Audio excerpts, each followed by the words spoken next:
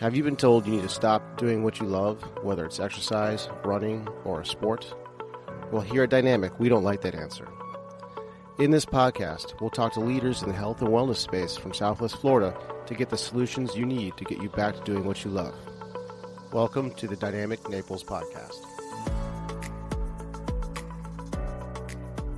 What's going on, Naples? Today I'm going to be talking about insulin, and I'm going to be talking about metabolic dysfunction. This is a big topic. Insulin is hugely important. Affects just about every cell, if not all cells of the body. So what is it? Insulin is a hormone, a super potent hormone. It's basically an anabolic. So an anabolic is something that builds stuff. So insulin has a lot of different roles, but one of its main roles is to build things in the body. Okay, it's a very important and powerful hormone. And when it's functioning normal, it's a great thing. The problem is our dietary choices can lead to dysfunction of this hormone. So when you have a meal, your pancreas can recognize, the beta cells of the pancreas can recognize an increase in blood sugar, namely the glucose from the meal. And then the pancreas will release insulin, and then the insulin, like a cab driver, ushers the glucose into the muscle cells and the liver and turns it into muscle glycogen or liver glycogen. So we want a certain amount of blood glucose concentration, but when it goes too high, we go into hyperglycemia, and that can become dangerous. So insulin is important at maintaining the levels of blood glucose concentration. On the flip side, the pancreas has the alpha cells, and those cells secrete glucagon, which has the exact opposite role of insulin. So there's this delicate balance between the two. Glucagon converts the glycogen back into glucose and puts into circulation when you're hypoglycemic or in a state of low blood sugar. The problem is that just like anything else, our body gets used to things, right? So if you're constantly eating a high carbohydrate diet, your body is constantly secreting insulin. And over a lifespan, and this usually happens in your late 30s, early 40s, there's a spike in how much insulin needs to be secreted to still do its job. At this point, the cells become insulin resistant. Right, so now your pancreas has to work overtime. It basically has to compensate by adding more insulin into the bloodstream just to get the blood sugar down. This becomes a big problem because, like I said, insulin has a lot of different roles, very vital roles. And once your cells become insulin resistant, it basically has the opposite effect. So let's take blood pressure, for example. There's a correlation between insulin resistance and high blood pressure in that insulin normally will stimulate nitric oxide release in the blood vessels, and nitric oxide is a powerful dilator of the blood vessels.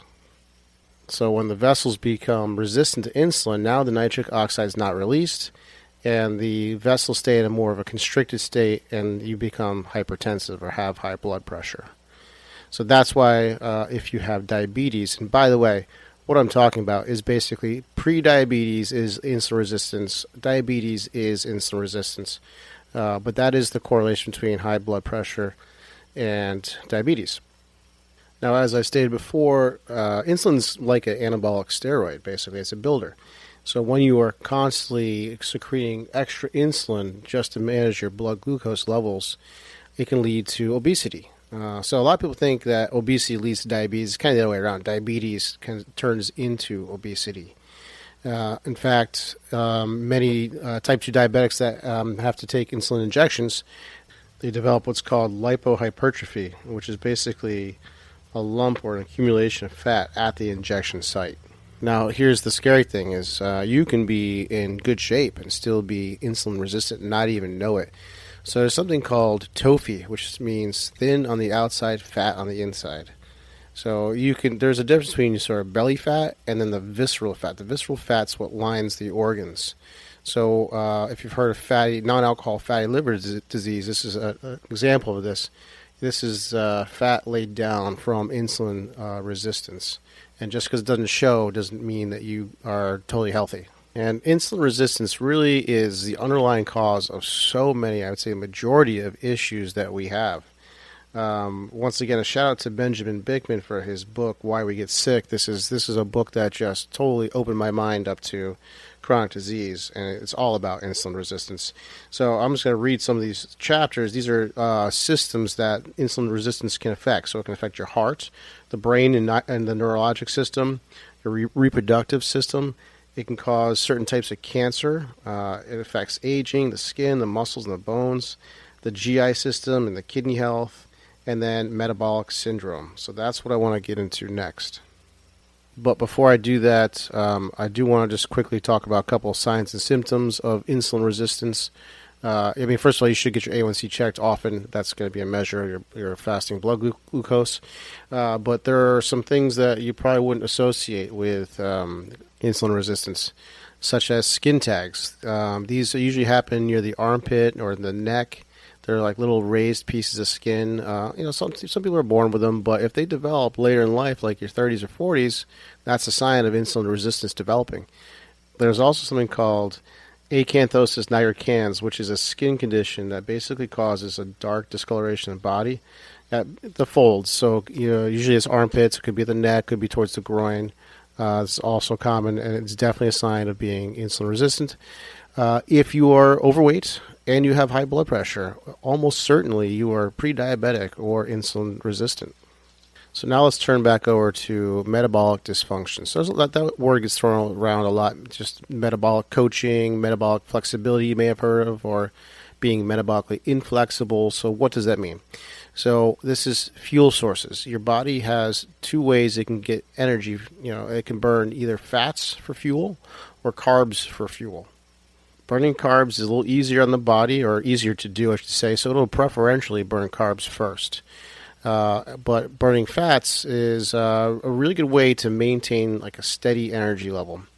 Now, here's the problem, is that we've been eating a carb-heavy diet in the United States for decades, so most of us burn carbs a lot, all the time, and maybe that's all we ever burn.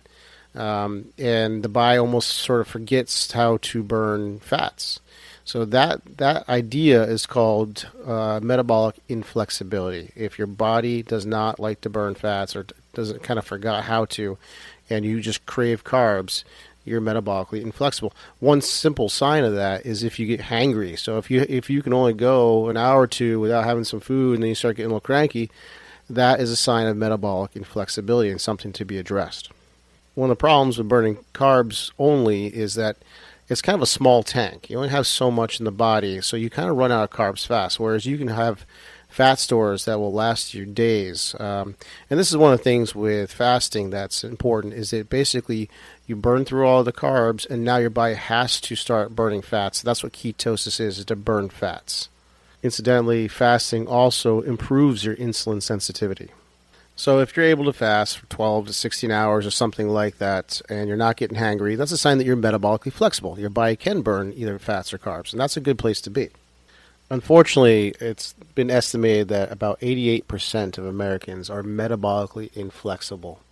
So that means they're insulin resistant, which means they're either diabetic or pre-diabetic. So that means they don't even know that they're in a pre-diabetic insulin resistant state. And this is what leads to all these comorbidities, and this is why people are having a lot of difficulty with COVID. This is one of the challenges of our system. It's a reactive system, the healthcare model. So we tend to just treat the symptoms. If you're diabetic, take some insulin. If you're hypertensive, take this medicine. When the underlying issue under most of those things is insulin resistance.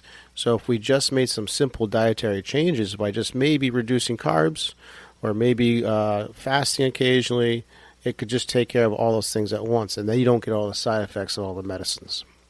So that was a big topic, a very important one, and sets the stage for some of the things to come. I'll be talking about some of the specifics of things that can be caused by insulin resistance. I'm not going to go over all of them, but I'm going to highlight the ones that I find relevant or that are very interesting. So stay tuned. I'll be talking to you guys shortly. Do you have unexplained pain, or do you wonder just how healthy you are? When was the last time you had your blood tested? Blood chemistry analysis is a great way to stay ahead of any health conditions, and now you can have control of your health with Let's Get Checked. Let's Get Checked is an incredible company that sends blood tests to your home. You can choose from over 30 different tests, whether that's liver function, testosterone, micronutrient, cholesterol, or C-reactive protein, which is a marker for inflammation. It's sent to you with free shipping, and you get your results in 2 to 5 days, no physician referral needed. Use the code DPT30 for 30% off. Go to letsgetchecked.com and use the code DPT30.